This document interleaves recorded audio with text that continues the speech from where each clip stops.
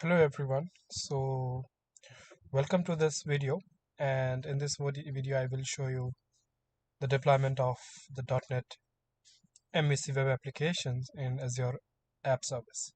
So as we know, we can use Visual Studio to develop the .NET web applications, and we need to host this web application somewhere in cloud so that we can use this application from anywhere.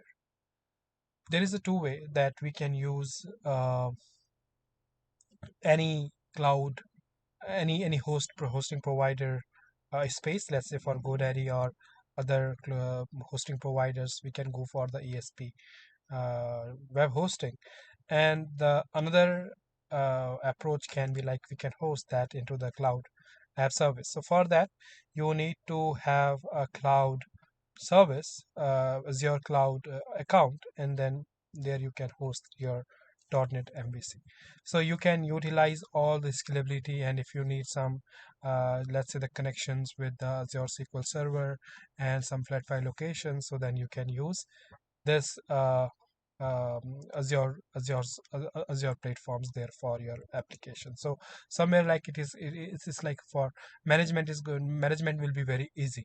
Okay, so let's see how we can create. So what I will do, first of all, I will open the Visual Studio, and I will create very simple applications like just a hello world kind of things. So just if I go there and then create a new project, and then here I can create, let's say the let me select this ASP.NET Core MVC application. Okay, and then just select, so let's say demo application, and this is the location that there you can save your project files. Okay, and then next. So from here you can select the format for .NET 6.0. This is the long-term supports. What is the .NET Core? What is the difference between the .NET Core and .NET application? That I will cover in my separate video.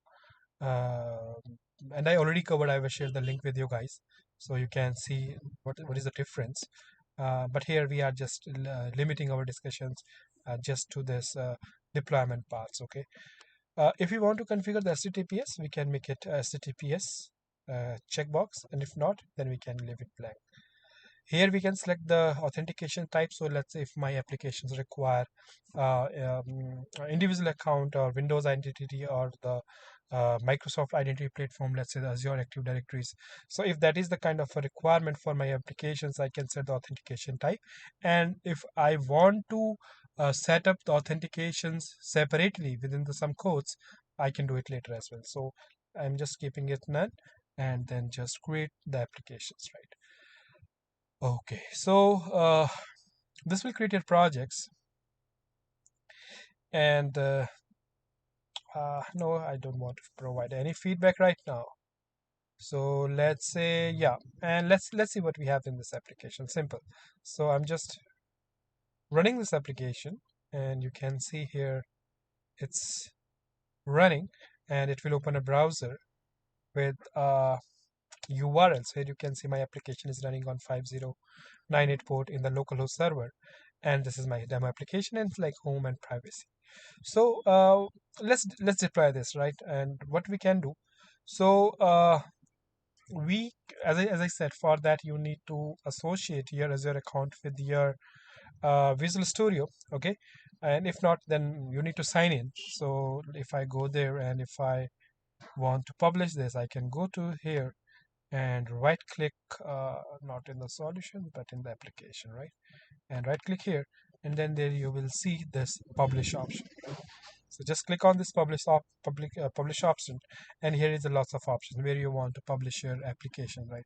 So on Azure, Docker container, folder, FTP server, import profiler, IIS server, where you want to deploy it.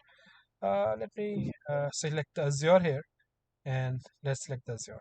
So where, like Windows Service, Linux, or so it's basically a .NET is basically supports the Windows environment, right? So I can select the Azure App Windows, and then next.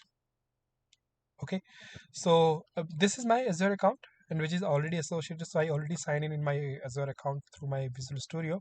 This is a one-time practice. Okay, so my recommendation is like whenever you working with the Visual Studio, sign in with your Microsoft account from here, right? So here you can see I have a two repository. I can add a new repository, or you can say the resource. It's a resource group. So I can create a resource group from here. Resource group is nothing but resource group is a collection, is a folder location, you can say, where you can put your all the service in a one place, right? So this is something that you can do it here. So this is my resource name. So I can create my applications like this, and you can say the my demo applications name.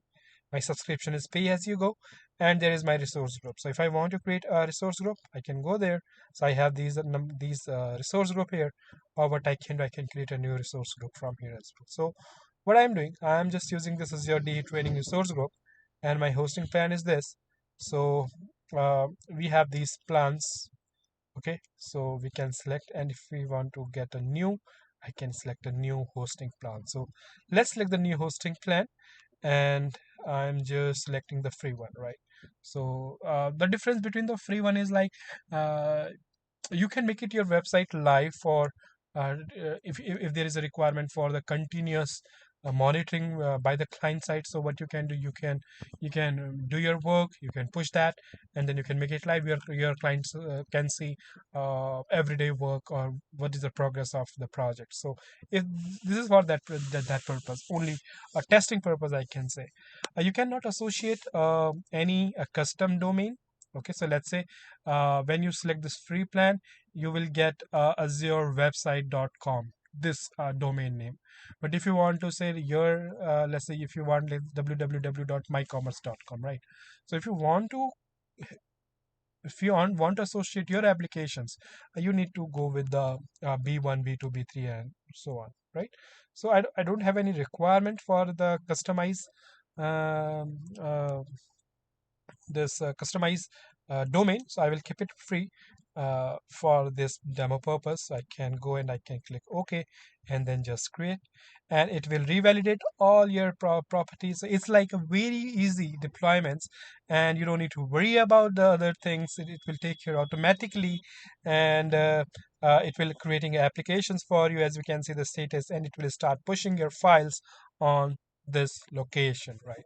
So let's wait, and I'm just waiting for this creating a web application.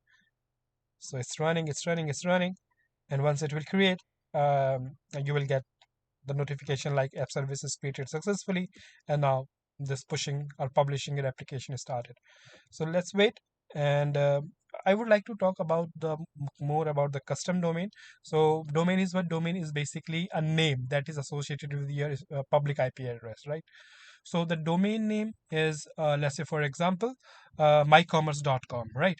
Let's say my name. So let's say I want to build my personal websites, www.ajaypandey.com. Okay, so ajaypandey.com is the domain name. So I need to buy from any domain provider. So I can buy, and then I can associate this domain to my this Azure application, right? So as you can see here, it's looking good, and then I can finish this. So this you can check like automatically close when it succeed, and it's my I already configured the resource group, web plan, and so on. And now I am ready to publish this application on the Azure cloud. So I can go and I can click on this publish button, and here you go. So you are publishing the applications without bundling the runtime environment. That is not the issues. So just stop this debugging, and it will push your applications on the Azure side, right? So what I will do, I will show you in my portal as well. So let me do one thing, portal.azure.com, and this is my account.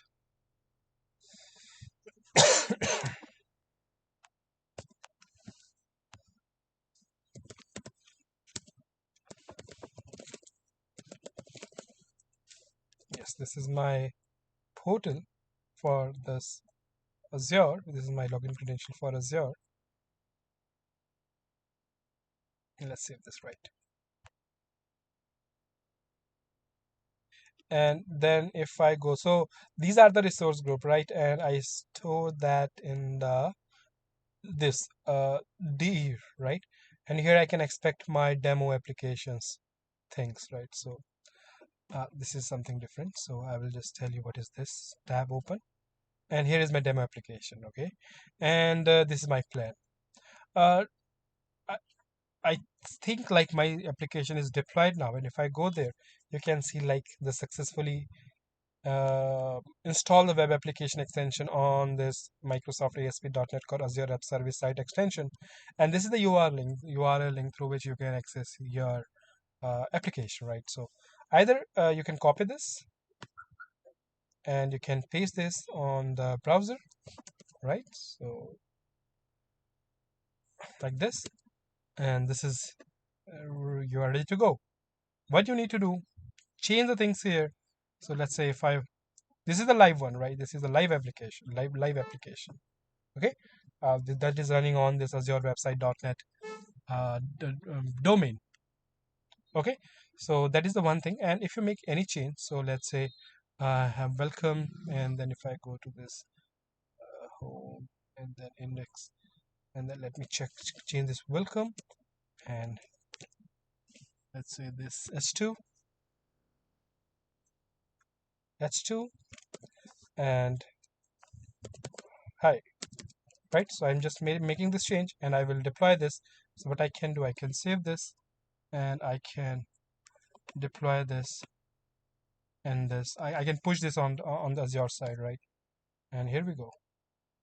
So it will push the updates, and then you can, if you go and if you check there, so let's wait. It's pushing, it's pushing those. So here is like success, and if I refresh this, it's refreshing. And let me refresh this one as well. Hi, right? So live application, live tracking can be possible through the client by the clients, right? So that is the one thing. So that's all from my side for this demo, and see you some other time. Thank you so much.